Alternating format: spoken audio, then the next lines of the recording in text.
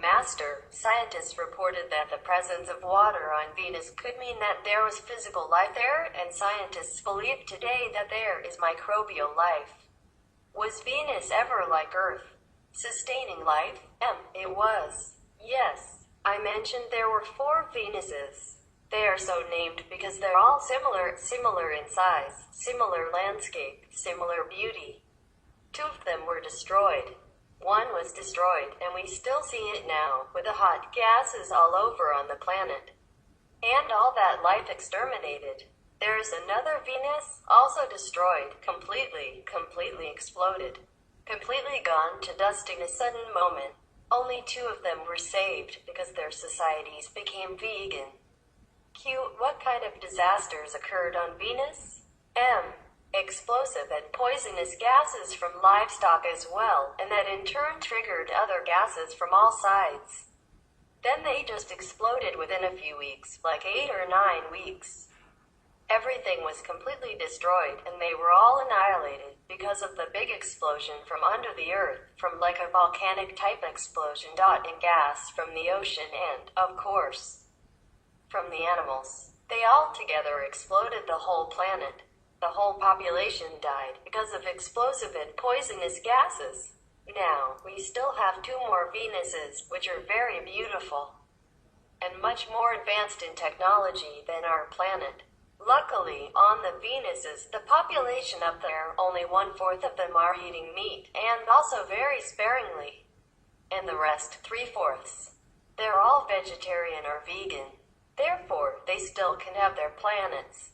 The other 2 Venuses were destroyed. One is boiling hot, uninhabitable, and one is completely gone. There was a poisonous gas that had been built up, also underneath the surface of that Venus. Not the hot one now, but the exploded one. The planet had an empty core inside, and the poisonous gas had also been built up in there, as well as built up in the atmosphere of the planet. And that's why that Venus, I just say the 4th Venus, was completely gone, like dust. Exploded, completely disappeared. The whole planet, not just the people. It's sad. When the climate disaster happened, did any beings survive the disaster? And how did they manage to survive? How many beings were able to survive? None. They're all gone, all gone.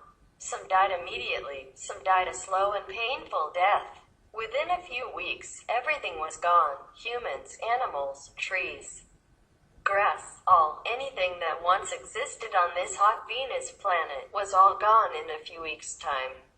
The 4th Venus, it was just completely gone in minutes, exploded.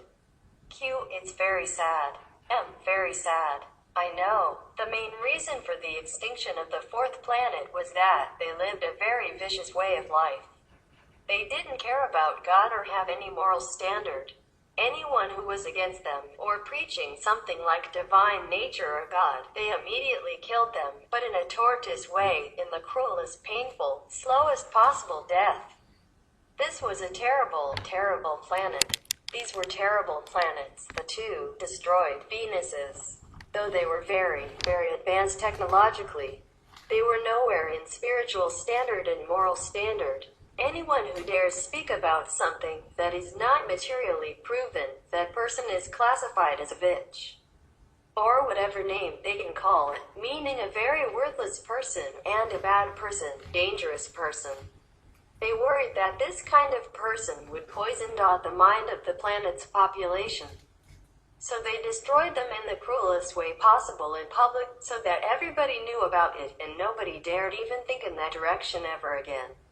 They just concentrated on developing machines, technology, and they had very comfortable lives, so they believed in it. They thought there was nothing else better than this, better than their heaven at that time. How much time did they have? Did they take any action, or was it already too late? It was. They didn't have time at all. Within a few weeks' time, the whole planet was destroyed. Yes. Destroyed because of the poisonous gases from livestock. Of course, it triggered other gases from the ocean, from the warm ocean, as you know. It's similar to our planetary problem right now. It happened too fast for them, and they did not really have time. They did not really care about this vegetarian diet. They did not really go into any spiritual dimension. Q. When did the destruction of Venus happen? M. That was billions of years ago, long before Mars. And the one we're talking about now is number 1, and then the others, 2, 3, all right? The first one and the last one, i.e. the fourth one, were in trouble. Q. How technologically advanced were the Venusians before the mass destruction? M. Very advanced, much more than us. Sadly, only technological advancement, not much else, and that's why, you see, they had been a little bit too materialistic. They had been very proud of their own achievements, and paid very little attention to the divine nature of the inner kingdom. They were too proud. They had too many advantages from technology. They thought that they were God. They thought they could do anything they wanted, in fact, almost physically. Q. Was there an enlightened master before the time of the destruction on Venus? M. There had been, but they destroyed them immediately. I told you they had been too proud of their material achievements, and too arrogant to listen to anyone who spoke about something abstract like God or something like value of the inner kingdom or moral standards, etc. Therefore, none of the masters survived, and later, no more masters were sent there, of course. Just a few in the beginning, and they almost terminated them immediately. Q. Did the Venus inhabitants have a solution, like being vegan, before the mass extinction? M. No, they knew nothing about being vegan, about compassion, about the interconnectedness between lives. And that's why they faced such a terrible end, worse than Mars. Q. Master, how many people practiced spiritually at the time? M. How many people? None. Sorry about that. This Venus only. Q. Did Venus ever have a chance to get in contact with the Mars planet before the disaster occurred? M. No, they didn't contact each other. The two Venuses that have been annihilated or ruined. They did not have much spiritual quality. They didn't have telepathy or anything because they only concentrated on the physical aspect of development. They did not care about spiritual practice. That's why they got destroyed. Mars was a little better. But this one, no. In this Venus, the hot Venus, even the core of the planet was also full of hot and poisonous gases now. So no life could exist. Maybe that microscopic life, but it's useless for us or for any human to dwell there if you could even get there. The size of the disintegrated Venus is similar to Mars. Q. Did the people who failed to save Venus have to reincarnate onto another planet to make up for their mistakes, for instance, as Earthlings in this era facing global warming? M. These people have been born in a hell-like existence for a long time, thousands of years. And then later after that, they were allowed to burn as humanoids again, but in some very frightening planetary existence, where they have to live in constant fear, sorrow, and inner anguish. It's similar to hell. Q. Master, it's really overwhelming to know all these things. M. Yes, it is. It makes me feel small, because I'm already small. But in the galaxy, there are so many things, so many planets, and so much happening, it makes us feel like nothing at all. It makes us feel very insignificant, less than insignificant. The survivors. Q. Master, how about those two Venuses that are saved? Would you please share with us more? M. The two Venuses are very cool.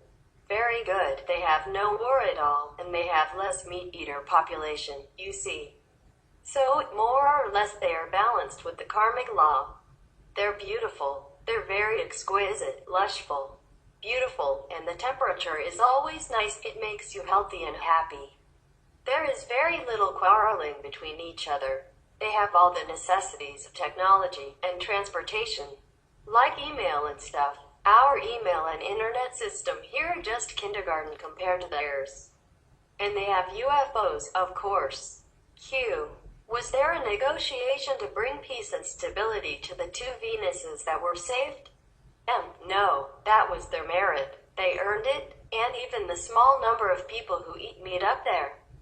They know they're wrong. Even though they eat meat, they repent all the time, and they're trying to minimize all the time, as much as they can. So the atmosphere is very conducive to comfortable living. They worship God, but they have only one religion. It makes life simple. They all worship God in one religion. That is the Almighty God. So there is no fighting between religious differences, never. If humans change, they will earn the merit of heaven, and I don't have to do anything anymore. The vegan VN, USESQ. How come they survived and the other Venuses didn't?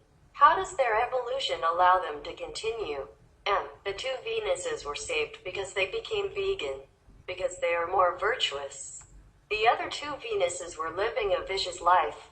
They lived in vice. They did not know God. They did not respect anything that they didn't see. And they concentrated more on developing their material comfort. Therefore, they had too much comfort. They had everything they wanted.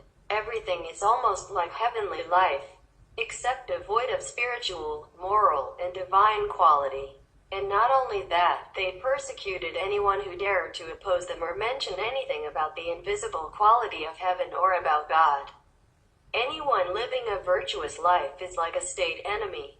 They hunted them down. They killed them mercilessly.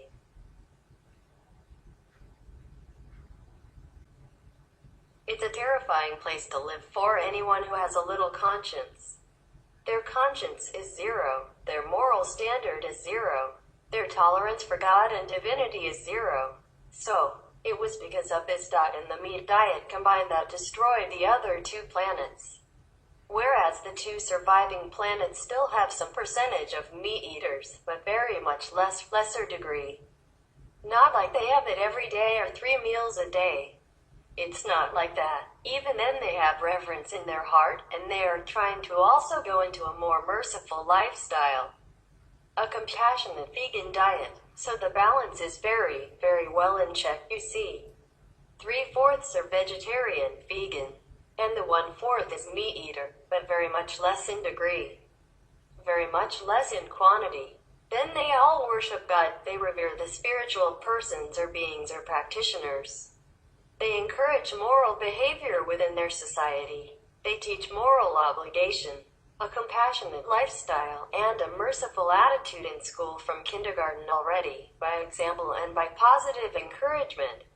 In school, they teach children how to be kind to each other, how to be kind to their planet, how to be kind to other co-inhabitants, like animals, you see. Animals and men live in harmony with each other, and children have been taught moral standards and a merciful behavior since childhood already, so they grow up to become wonderful citizens.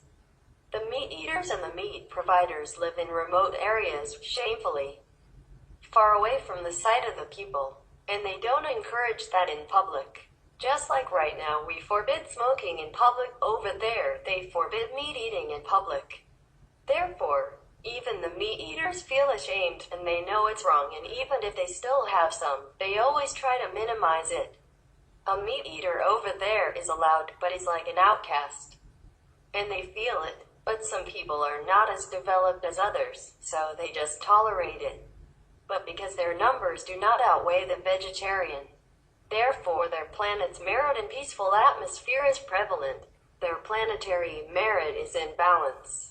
Even though 1/4 of the people are meat eaters, very little or less, still they are covered by the 3/4 of the other benevolent energy. Because the society as a whole already supports a compassionate vegan diet and other meat eaters, even though they do it. They know it's wrong, and so they have repentance in their heart also. So that's the way they preserve their planet. Not because they want it to maybe, but because they know it's a way of life, and they have been brought up like that since they were children.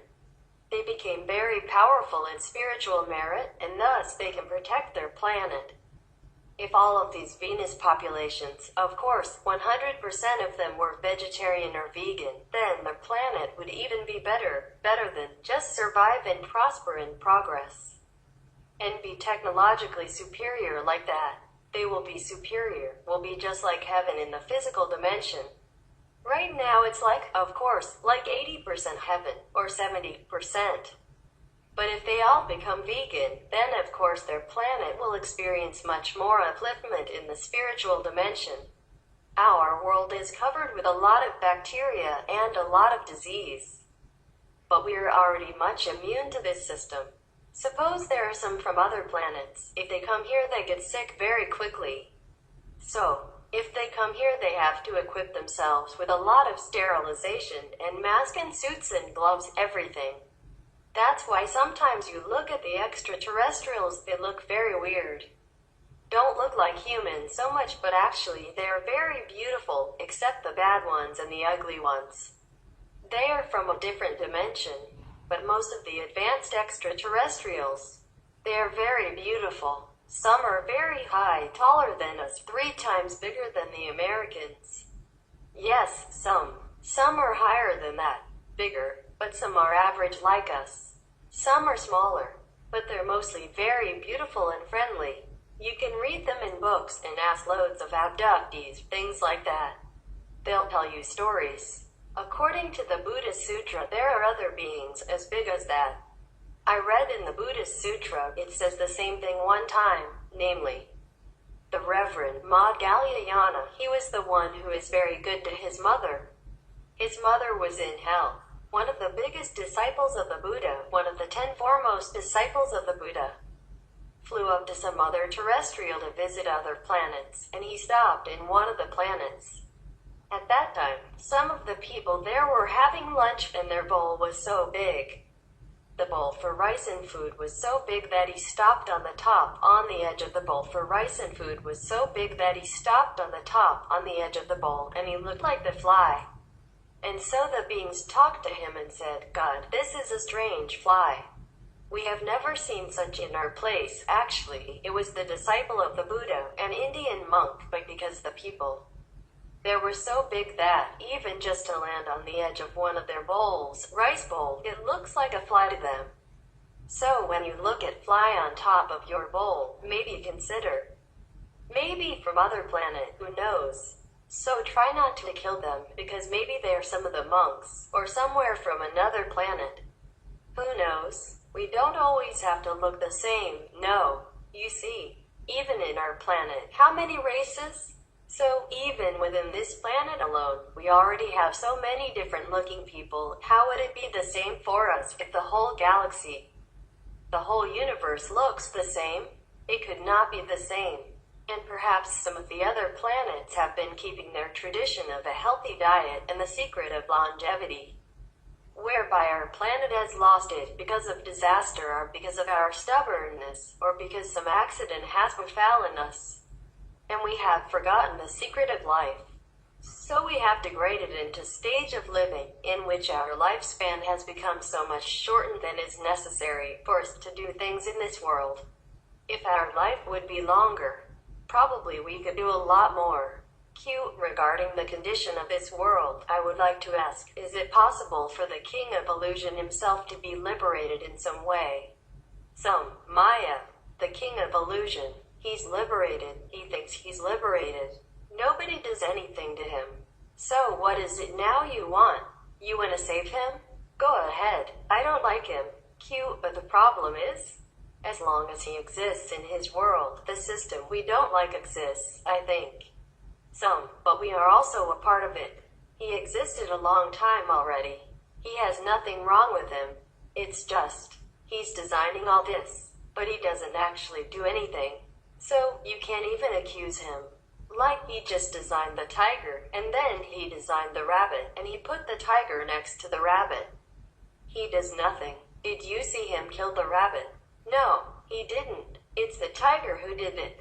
He has his merit. You can't just kill him like that. You can't just liberate him like that. Because he has been also practicing long years, in order to get this power. He practiced for the wrong reason. He has a power, but he didn't have love. That's why he likes to create things.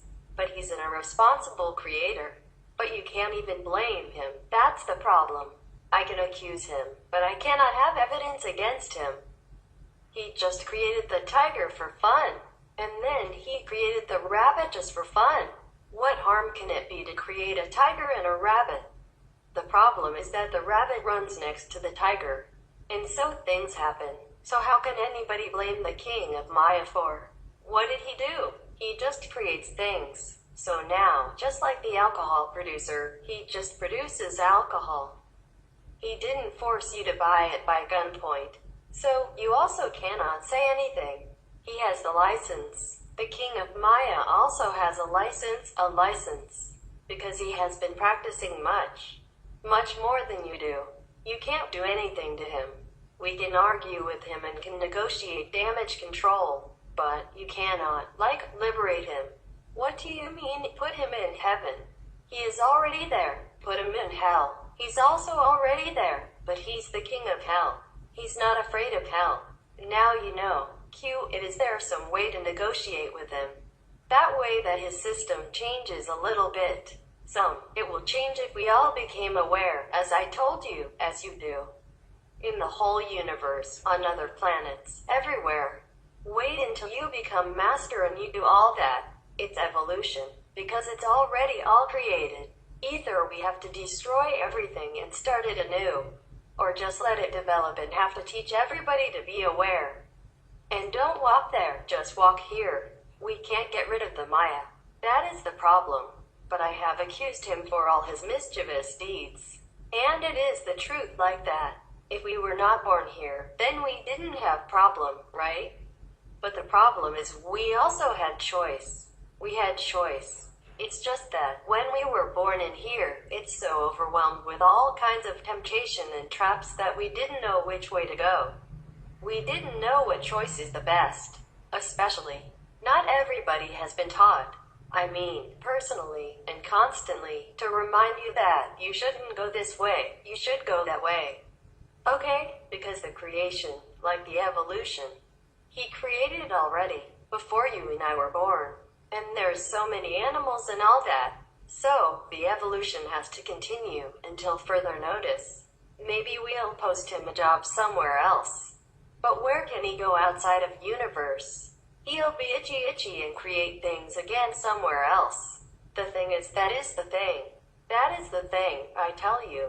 You have to practice spiritually with morals and wisdom and love. That's why otherwise, sometimes other teachers or some people like to learn magic instead. And they all learn with any other master. No need vegetarian diet, no need meditation, no need 5 precepts, nothing. So this kind of teaching will breed a kind of Maya king. And if you practice life after lives in the same direction, then you became Maya king. He has so much power, almost like the Buddha. That's why, accept no compassion, no heart. That's why you have to keep the 5 precepts. That's why you have to develop compassion.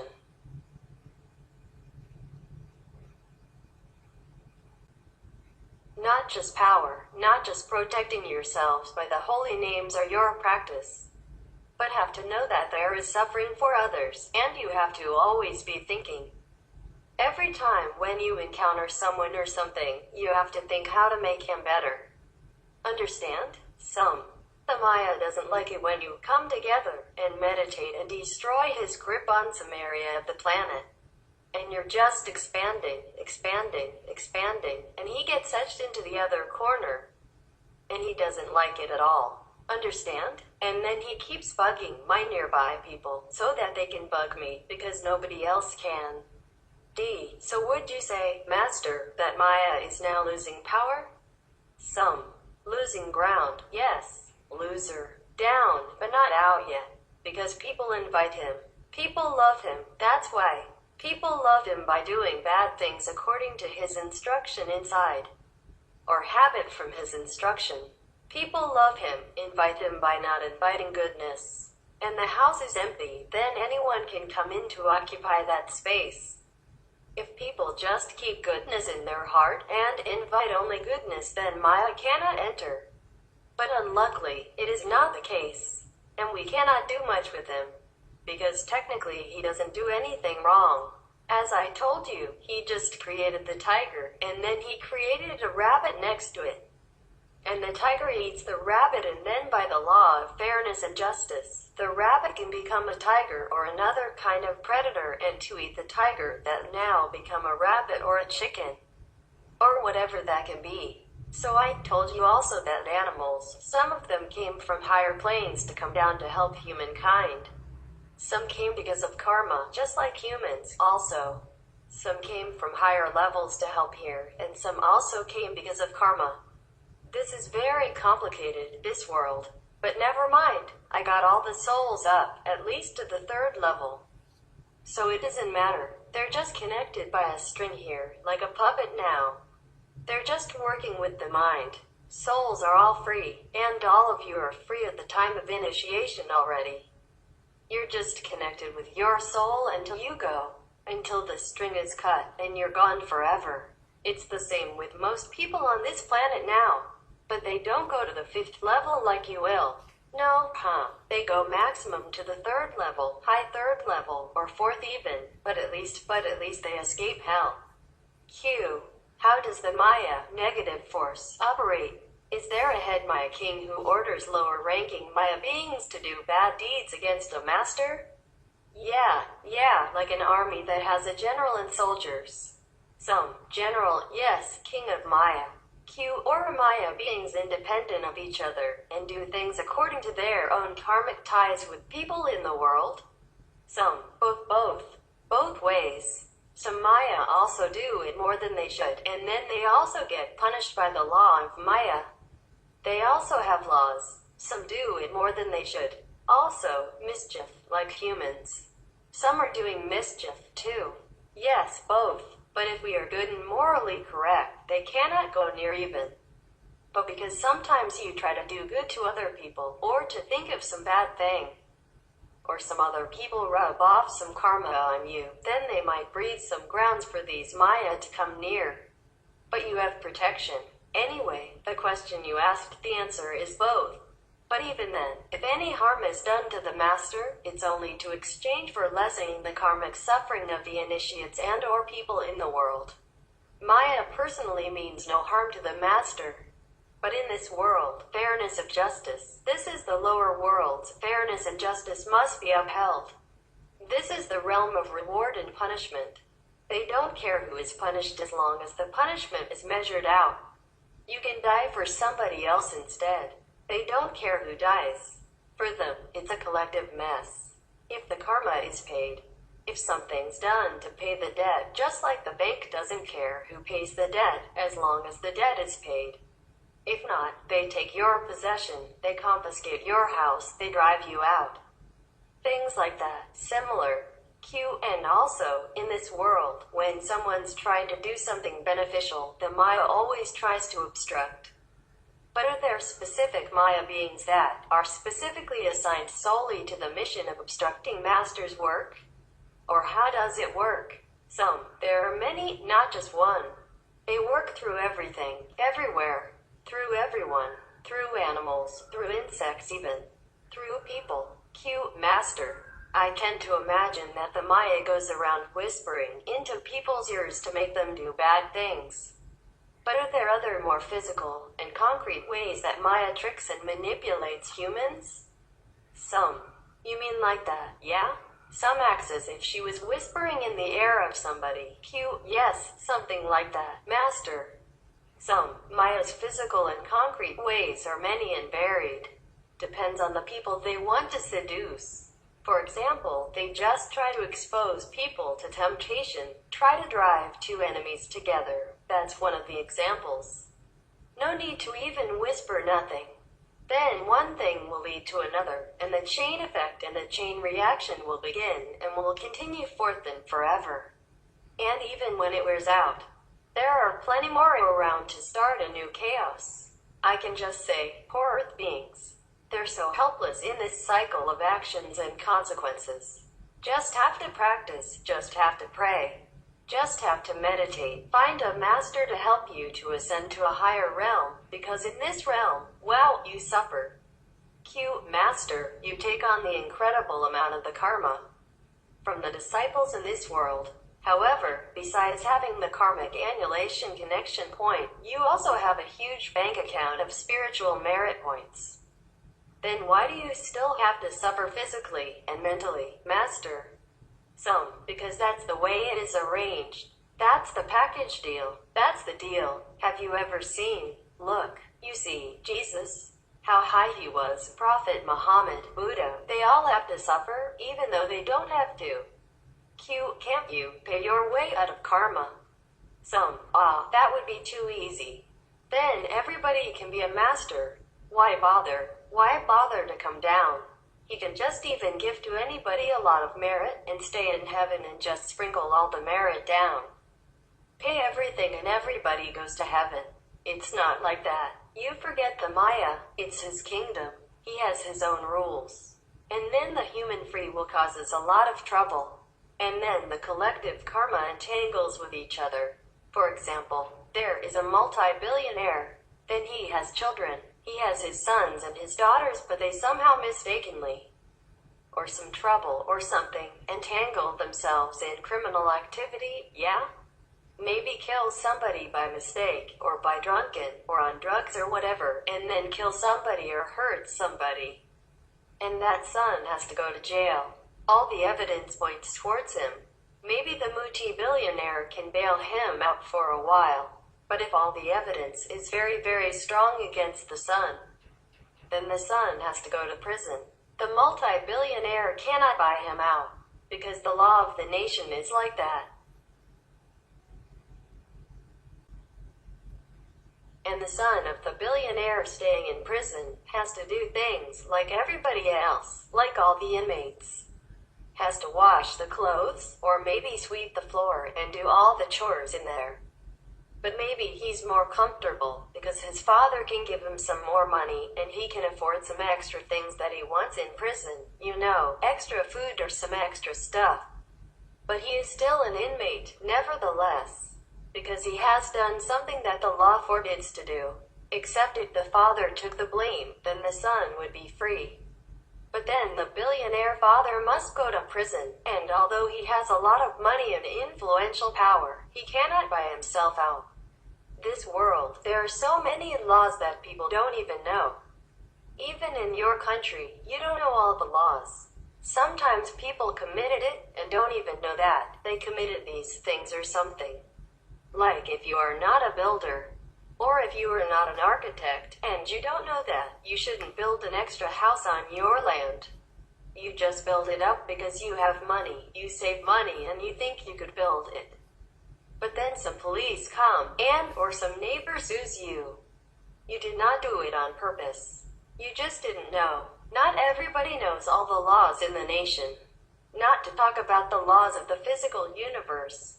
It's terrible. It's terrible. Without enlightened and gracious master, no soul can escape. That is for sure. That's all I can tell you. But escape has to take time. See what I mean? Just mind your own business, okay? Because you don't have enough time to earn merits, so don't try to create more bad karma. It's difficult to clean the bad karma already. Don't make more for unnecessary. If I treat you nicely, then you're happy and proud already. Don't bother if I treat this guy bad. You should know that I'm okay. Because Master doesn't scold me, doesn't kick me out. Then I'm okay. Be happy. And don't bother to criticize me why I kick the other guy out. I must have my reason. And if you call me Master at all, then trust me that I have something. That I have my job to do, number one. Number two, I probably know something more than you do. I probably know that guy more than you know. So just let me do my job, that's all I ask. Because if everybody is always criticizing me like that, I'm also fed up. Damned if you do, damned if you don't. That's what they say. Then it's very difficult for me. That's all. You don't have to love me, just let me do my job. Take care of yourself, and don't mind my business. Mind your own business. That's what I mean. Of course, it's easier to feel sorry for the poor guy than to feel sorry for powerful, mighty master. But I am not that mighty. I'm not that powerful.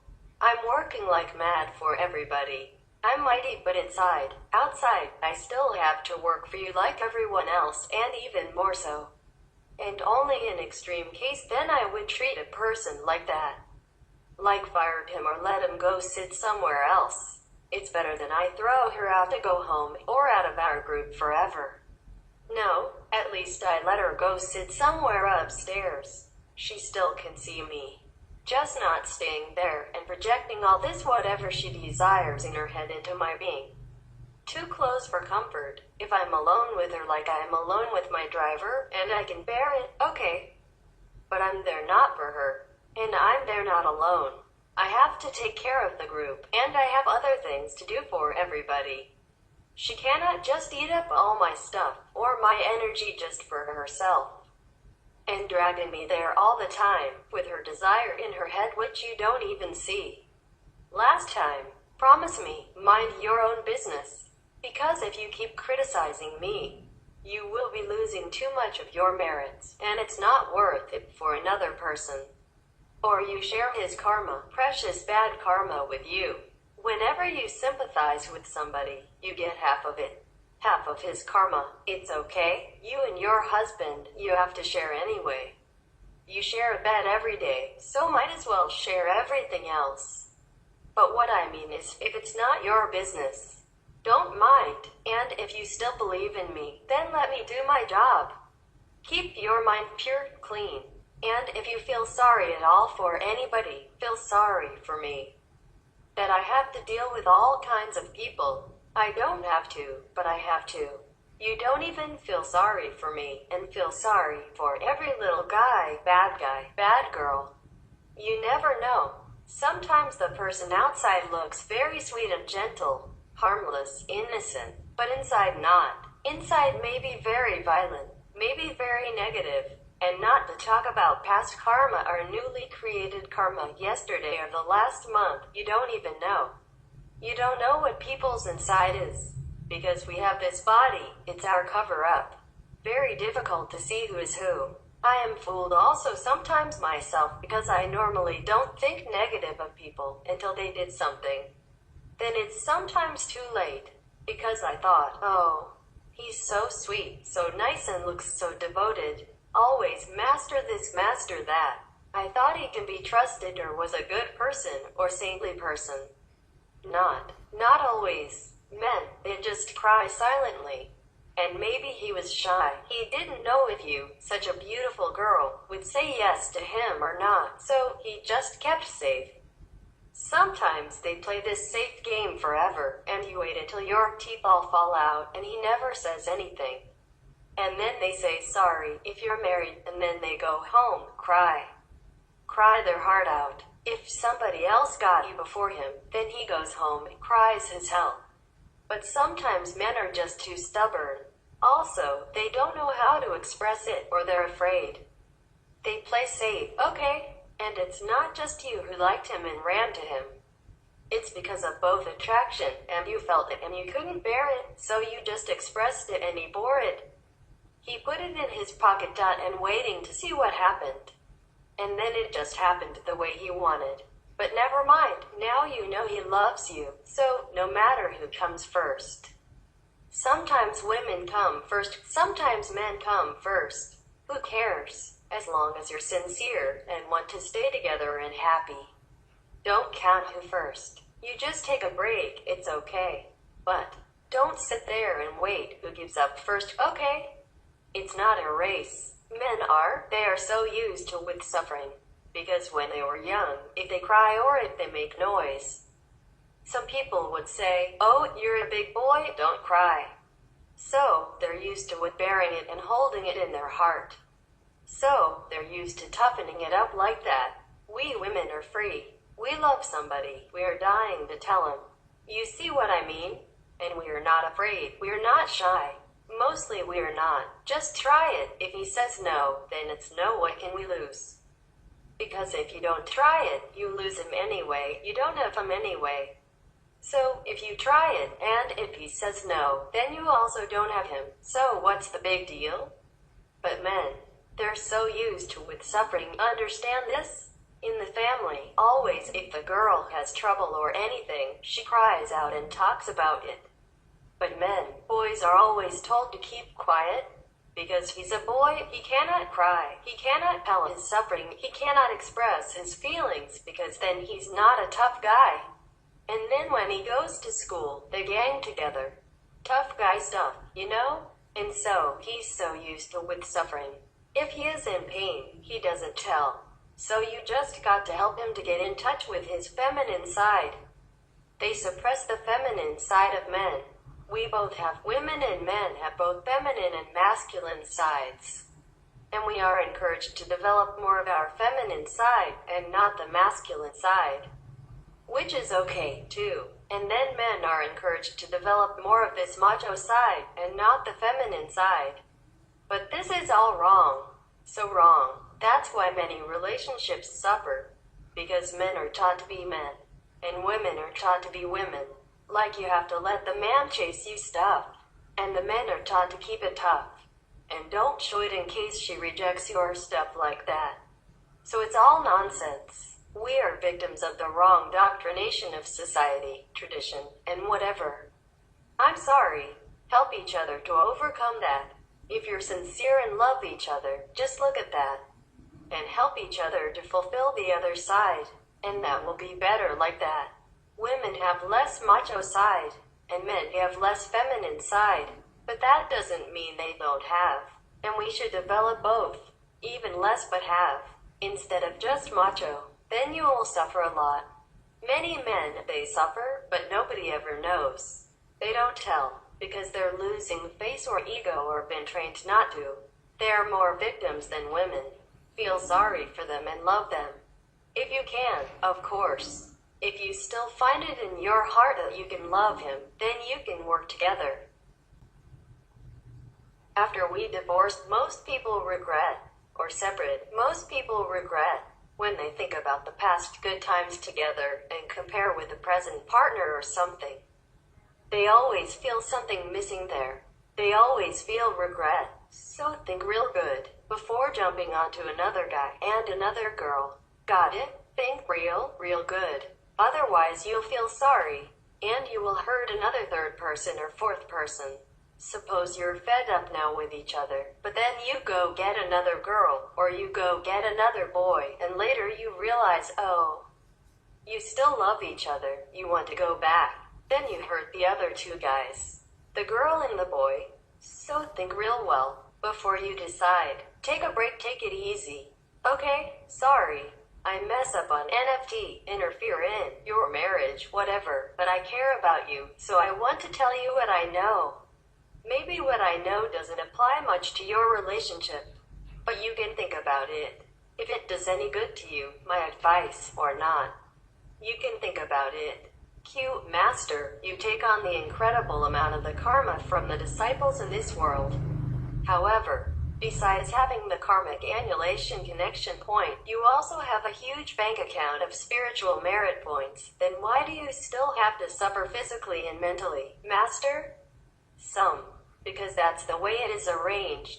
That's the package deal. That's the deal. Have you ever seen? Look, you see, Jesus, how high he was, Prophet Muhammad, Buddha, they all have to suffer. Even though they don't have to. Can't you pay your way out of karma? That would be too easy. Then everybody can be a master. Why bother? Why bother to come down? He can just even give to anybody a lot of merit and stay in heaven and just sprinkle all the merit down, pay everything and everybody goes to heaven. It's not like that. You forget the Maya. It's his kingdom. He has his own rules. And then the human free will causes a lot of trouble, and then the collective karma entangles with each other. For example, there is a multi-billionaire. Then he has children. He has his sons and his daughters, but they somehow mistakenly, or some trouble, or something, entangled themselves in criminal activity, yeah?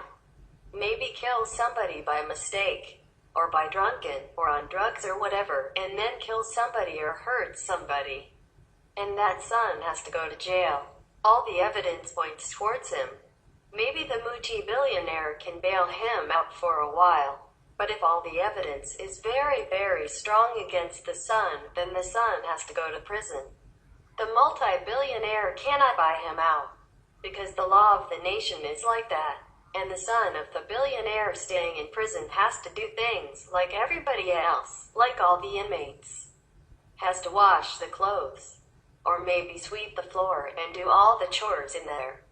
But maybe he's more comfortable because his father can give him some more money and he can afford some extra things that he wants in prison. You know, extra food or some extra stuff. But he is still an inmate, nevertheless, because he has done something that the law forbids to do. Except if the father took the blame, then the son would be free. But then the billionaire father must go to prison, and although he has a lot of money and influential power, he cannot buy himself out. This world, there are so many laws that people don't even know. Even in your country, you don't know all the laws. Sometimes people committed it and don't even know that they committed these things or something. Like if you are not a builder or if you are not an architect and you don't know that, you shouldn't build an extra house on your land. You just build it up because you have money. You save money and you think you could build it. But then some police come and or some neighbor sues you. You did not do it on purpose. You just didn't know. Not everybody knows all the laws in the nation, not to talk about the laws of the physical universe. It's terrible. It's terrible. Without enlightened and gracious master, no soul can escape. That is for sure. That's all I can tell you. But escape has to take time. See what I mean? How does the Maya, negative force, operate? Is there a head Maya king who orders lower-ranking Maya beings to do bad deeds against a master? Yeah, like an army that has a general and soldiers. Some general, yes, king of Maya. Or are Maya beings independent of each other and do things according to their own karmic ties with people in the world? Some, both ways. Some Maya also do it more than they should. And then they also get punished by the law of Maya. They also have laws. Some do it more than they should. Also, mischief, like humans. Some are doing mischief, too. Yes, both. But if we are good and morally correct, they cannot go near even. But because sometimes you try to do good to other people, or to think of some bad thing, or some other people rub off some karma on you, then they might breathe some grounds for these Maya to come near. But you have protection. Anyway, the question you asked, the answer is both. But even then, if any harm is done to the master, it's only to exchange for lessening the karmic suffering of the initiates and or people in the world. Maya personally means no harm to the master. But in this world, fairness of justice, this is the lower world's fairness and justice must be upheld. This is the realm of reward and punishment. They don't care who is punished as long as the punishment is measured out. You can die for somebody else instead. They don't care who dies. For them, it's a collective mess. If the karma is paid, if something's done to pay the debt, just like the bank doesn't care who pays the debt, as long as the debt is paid. If not, they take your possession, they confiscate your house, they drive you out. Things like that, similar. And also, in this world, when someone's trying to do something beneficial, the Maya always tries to obstruct. But are there specific Maya beings that are specifically assigned solely to the mission of obstructing Master's work? Or how does it work? There are many, not just one. They work through everything, everywhere, through everyone, through animals, through insects even, through people. Master, I tend to imagine that the Maya goes around whispering into people's ears to make them do bad things. But are there other more physical and concrete ways that Maya tricks and manipulates humans? You mean like that? Yeah, some acts as if she was whispering in the ear of somebody. Yes, something like that, Master. Maya's physical and concrete ways are many and varied. Depends on the people they want to seduce. For example, they just try to expose people to temptation, try to drive two enemies together. That's one of the examples. No need to even whisper nothing. Then one thing will lead to another, and the chain effect and the chain reaction will begin and will continue forth and forever. And even when it wears out, there are plenty more around to start a new chaos. I can just say, poor Earth beings. They're so helpless in this cycle of actions and consequences. Just have to practice, just have to pray, just have to meditate. Find a master to help you to ascend to a higher realm, because in this realm, well, you suffer. Q. Master. If the king of Maya had earned enough merits to create the physical universe, does this mean that the king of Maya is the same being as the lord of the first level? No, they are different. Maya is the creator of the 3 lower, destroyable worlds, including this physical planet. These 3 worlds, there is the law of karma, the law of reward and punishment. The 3 worlds of no real love. That's the reason why the kings of the 3rd world or 2nd world or the astral world, when their merit runs out, they also have to be reincarnated elsewhere. It depends on the judgment. They could be reincarnated just as people, like anyone else, for example. And the god of the astral level, or the god of the human beings, were also created by this Maya king to govern for him. Q. Are spirits born, or do a predetermined number already exist? There are some old, there are some new, but mostly old. The old are those who were born as humans and have never done many things wrong. They keep coming back as humans again. The new are those from the mineral kingdom, from the flora kingdom, from the animal kingdom. They evolve and become men. These are a little bit dull in spirit, a little bit slow in reactions, or maybe even fierce. If he was from the stone and now became man, then he will look like a stone, cold, blank, stupid, stubborn. If he was a tree last life, then he will be cooler, nicer, but also dumb, a little bit low in intelligence. These need many reincarnations to learn perfection. And some are from the kingdom of heaven, not the kingdom of God, but the kingdom of heaven, like angels, like some of the devas or heavenly spirits. They descend on earth and become men because they wanted to practice perfection. They wanted to look for a master and get liberation from birth and death. They want to become a master themselves. So these are the different kinds of spirits, old and new. Q. Master, we would love to know more about prana. Would you be so gracious as to share further information about this with us? You see, humans, we normally have high prana, but we reduce it, the blessing, and reduce the prana by our less holy, less loving lifestyle, like eating animals, drinking alcohol, taking drugs, cigarettes, etc. And then the DNA keeps transferring from one generation to the next. So, the next generation will also have less and less and less prana. That's why we have to eat a lot. And then we're also influenced by the appetites of other people around us. So sometimes you're in a crowd, you eat more. When you eat alone, you don't eat that much, but when you eat with the crowd, it tastes so good.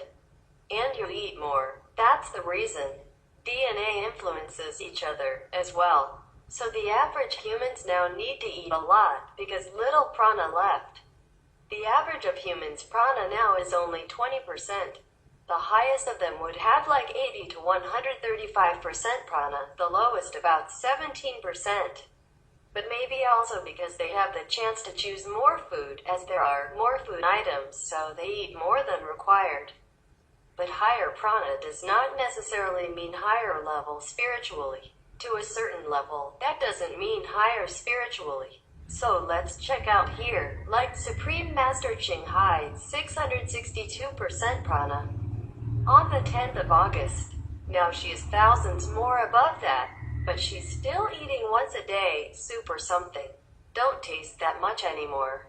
SMCH Supreme Master CHINGHAI has 662%, but she still eats soup and so, but very less. She eats very less now because she has very little choice even if she wants to. Remember the loving peace list that I gave you? She has even less than that because the list I gave you still have some have less feeling, but doesn't mean not all of them have no feeling. Okay, so she chooses only the non-feeling and there's very little. 2 or 3 kinds of vegetables, melons, cucumbers, that's just about it. Now, Therese Newman, you remember her? From Yogananda book. She had at that time 153%. And there is a nun in Formosa, Taiwan, called Fu Wei Nishi. She used to live in Miaoli. She had, when she was alive, 143%. There was a Russian lady, an old Russian lady on TV, on our Supreme Master TV, over 60 years old. She sings songs and all that, and she looks so pinky. She has 180% prana. The Indian holy men, we call them, have 272% prana. No wonder he doesn't eat and he doesn't drink, and she also. Yogananda, when he was alive, he had 92% of prana within him. Higher prana does not necessarily mean higher level spiritually. Some saints do each a soa affinity with planet beings. See, like Yogananda, he has 92%, but he still eats something. Now animals, many of them have more prana than humans at present. We humans used to have more prana, we didn't used to need anything to eat. We could fly, and now we can't.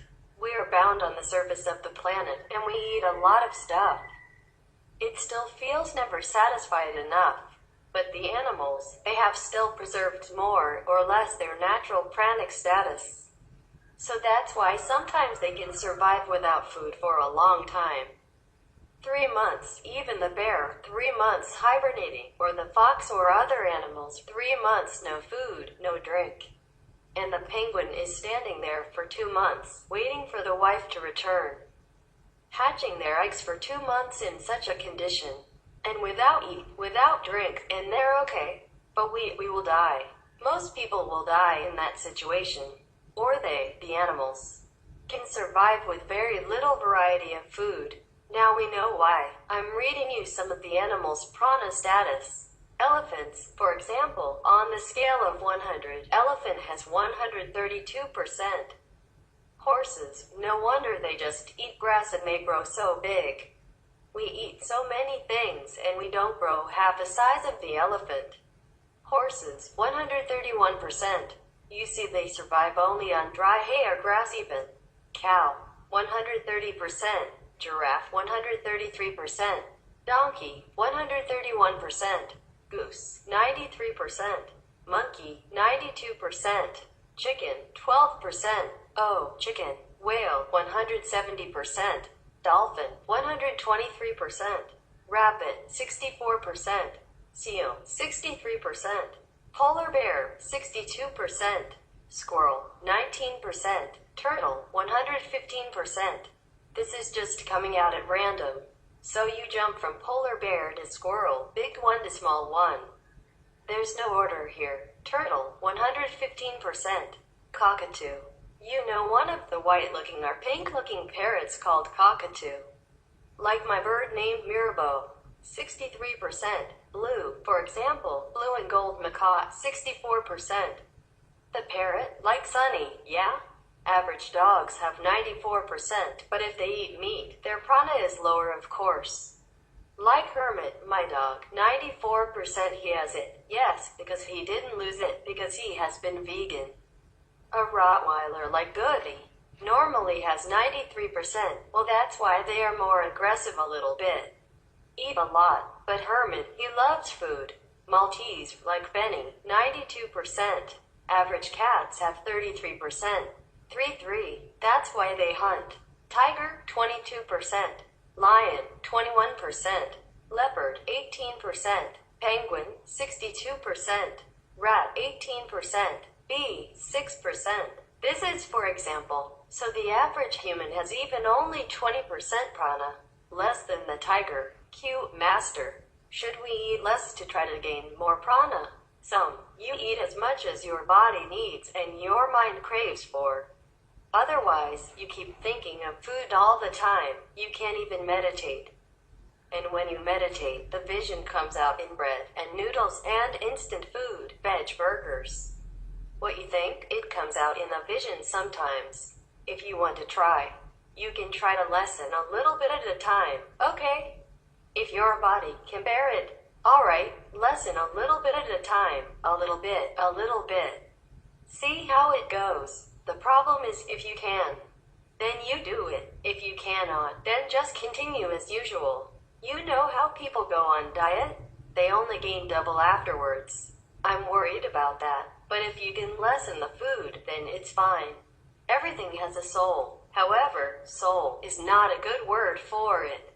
It's a kind of Buddha nature, a kind of spirit. It's the same light that all beings come from.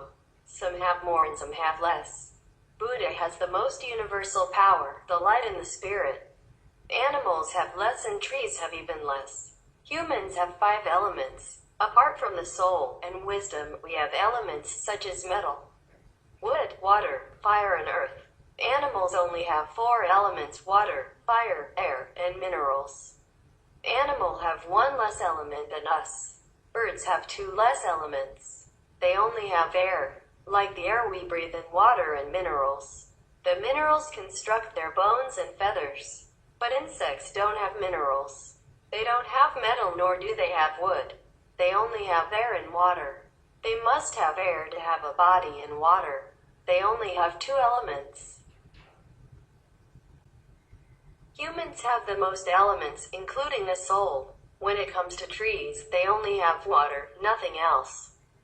That's why eating vegetables doesn't create as much bad karma, retribution, and sin as eating an animal. It's easy to prove. If you kill a person, of course you will have heavy karma, retribution. You might have to pay back with your own life. If you kill a cow, you can pay with money. If you kill a pig, it costs less money. If you kill an insect, no one will ask you for money. So if you take a few vegetables, it doesn't create much bad karma, retribution. You just need to pay a little money in the market. That's all. Even our law does not punish us for eating it. Similarly, in the invisible world, the higher the life form we kill, the more sinful we are. This is very scientific. Q. Is there any specific level that this or any of these powers have come down from? Some. Oh, I told you it's from the extreme cosmic region, high above the 10th and 12th levels. Above the 10th, there is no more governing body or anything anymore. It just still exists, regions. It's like, for example, here is a meditation hall for all of you to enjoy. And spill over is the front yard. You sit under canopy, meditate, and then, in your room, you have a bed or whatever. But in the backyard, we have kitchen and the storeroom for all your goodies. Okay, we don't go there to meditate or anything. And the master doesn't go there and you don't go there.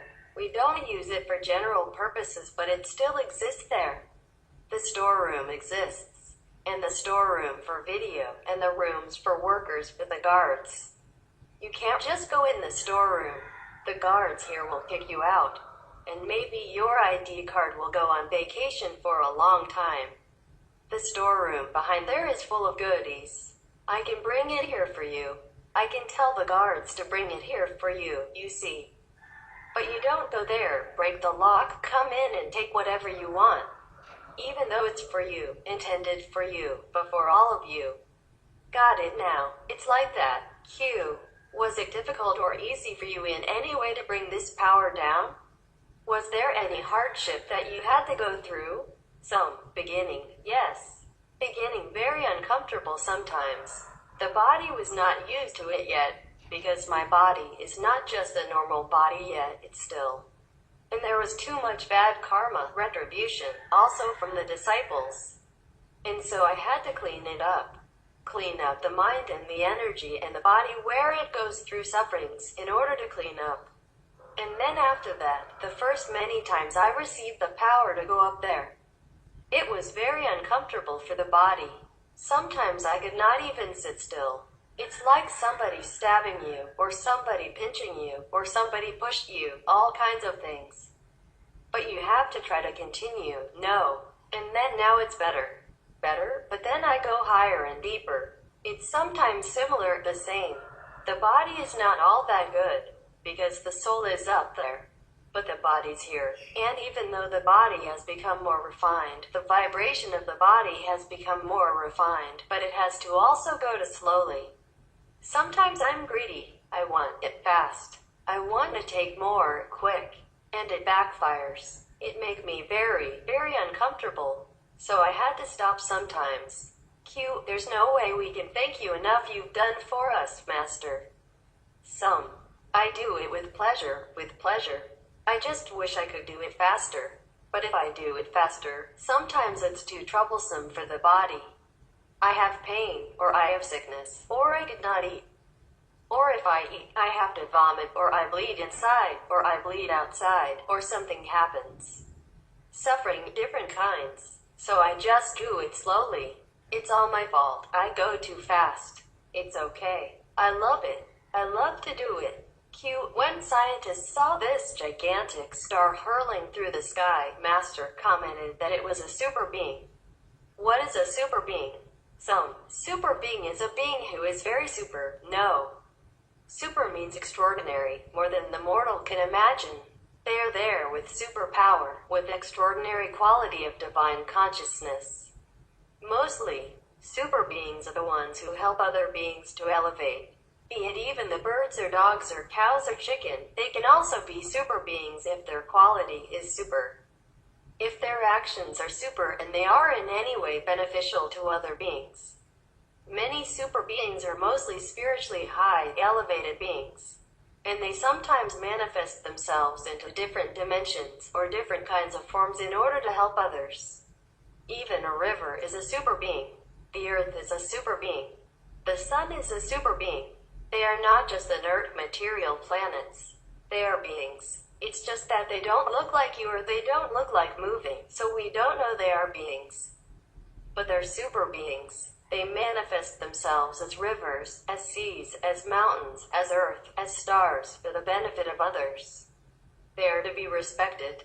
So in the ancient times, or even now, some people still worship river and mountains. They are not all in the wrong. They do see that mountain has a spirit, trees have spirit, even stone has spirit. They do see things, so they worship them. But of course they are not the ultimate manifestation of the divine. They are not the most high, but nevertheless, they are super part or super manifestation from the divine. So it's all worthy of our respect, salutation, and gratitude. Without water, many beings would die.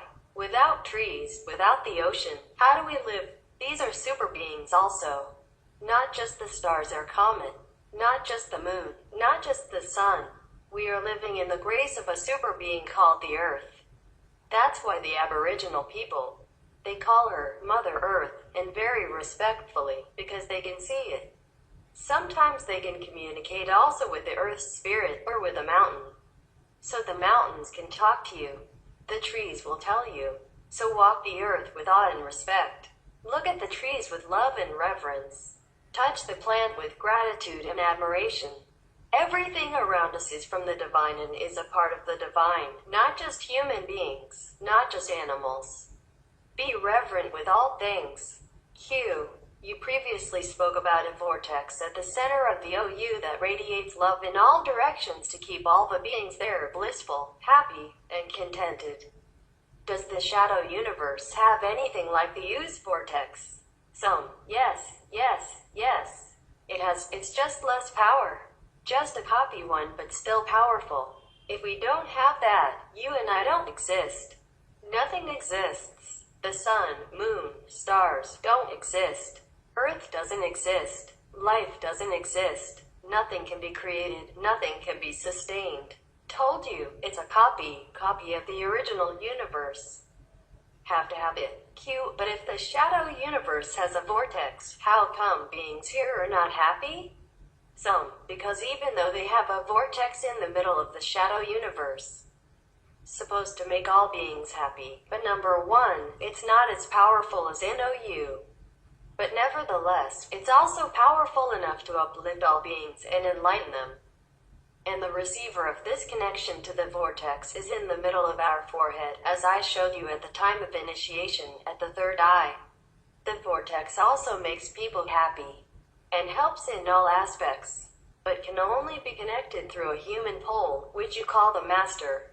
That's why after connecting through a master or an official initiation, the initiate's lives are smoother, happier, and smarter, etc.